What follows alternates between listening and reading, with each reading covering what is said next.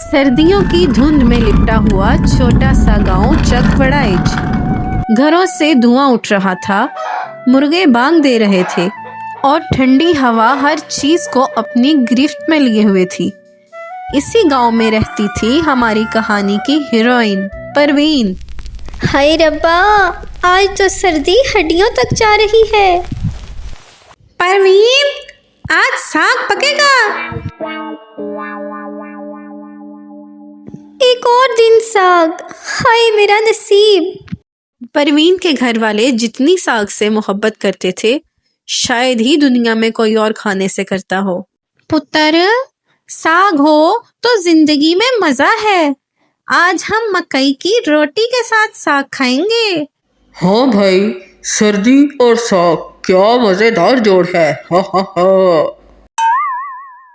अरे भाभी, आज आप साग बनाएंगी ना? मैं?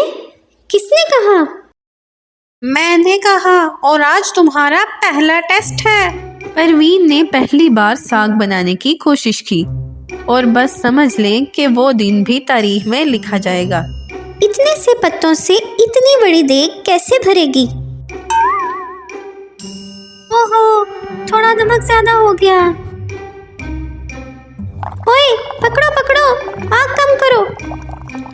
आखिरकार जब सब खाना खाने बैठे, परवीन के हाथ का पका साग किसी को पसंद ना आया और परवीन बेचारी शर्मिंदगी से नजरें झुकाए बैठी। परवीन, ये तो साग नहीं, जली हुई हरी चटनी लग रही है। तभी घर की रानी दादी नूरा लकड़ी की छड़ी के सहारे चलती हुई बाहर आती हैं। पुत्र, उलझना कर, साग बनाना मुश्किल नहीं, बस इसमें दिल चाहिए। दादी, आप सिखाएंगी मुझे? मेरे पास साग का 60 साल पुराना राज है। आजा, तुझे भी बताती हूँ। देख पुत्र, पहले पत्ते चुन, फिर धो। जल्दी ना कर, हर काम प्यार से होता है। ये पत्ते कितनी बार धोने हैं दादी? जितनी बार जरूरत हो मेरा बेटा, मगर घोट जरूर देना। चूल्हे पर साग पक रहा था। आहिस्ता आहिस्ता परवीन भी नए एतमाद के साथ सीख रही थी।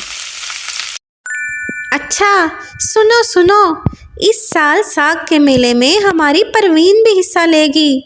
भाभी, अगर आप जीत गई तो मैं बर्तन धोऊंगा। मैं? क्या मैं तैयार हूँ? हाँ पुत्र, तू तो अब साग की शहजादी है। अगले दिन से परवीन की सख्त ट्रेनिंग शुरू हो गई। गांव के मैदान में बड़ी रौनक लगी हुई थी। रंगीन झंडियां, ढोल की थाप, औरतें बड़े बड़े देगचे रखे खड़ी थीं।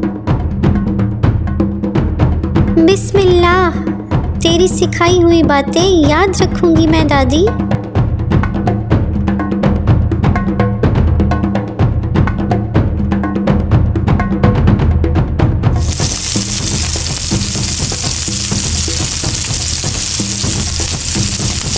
साग का रंग गहरा हो रहा था, खुशबू फैल रही थी, लोग करीब आने लगे। जजेस एक एक करके सबके बर्तन चख रहे थे। फिर परवीन की बारी आई।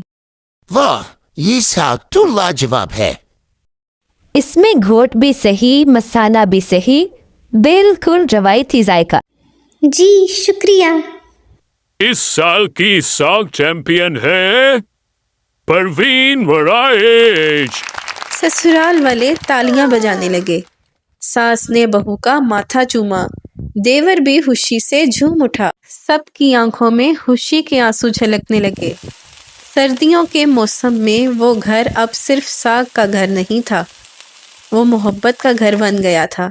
और परवीन अब वो पूरे गांव में साग की मलिका के नाम से मशहूर थी।